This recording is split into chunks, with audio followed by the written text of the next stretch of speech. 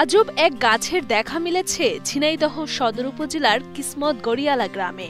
একটি দুটি নয়, একবারে এক বোটাতেই ধরেছে ১০১টি লাউ, যা দেখে অনেকে যেমন হয়েছেন বিস্মিত, আবার অনেকেই বলছেন গাছটি যেন প্রকৃতির এক রহস্যময় উপহার। এখানে ১০১টির মতো লাউ আছে।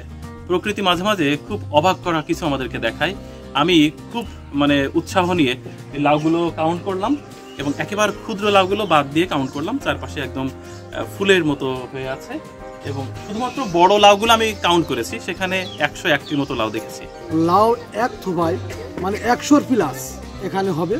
এখানে সবাই দূর দূরান্ত থেকে লোক আসছে। আমার জীবনে বা আমার বয়সে এই ধরনের কোথাও আমি এই লাউয়ের এই এক থোপা দেখি নাই। জানা যায় কিসমত গড়িয়ালা গ্রামের কৃষক তোয়াজ মণ্ডলের বাড়ির পাশে লাগানো এই লাউ গাছটির বয়স প্রায় ৪ মাস। তবে ২০ দিন আগে গাছটির একটি বোটায় দেখা যায় লাউয়ের বিশাল এক গুচ্ছ।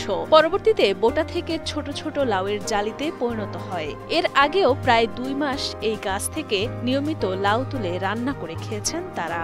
ওই আগে হচ্ছে মজদুর চাকের মতন এরকম একটা হইল ঢাল মতো, হচ্ছে কেন ওই আম গাছে ওরকম হইতো, সেই জিনিসটা অনুভব করলাম।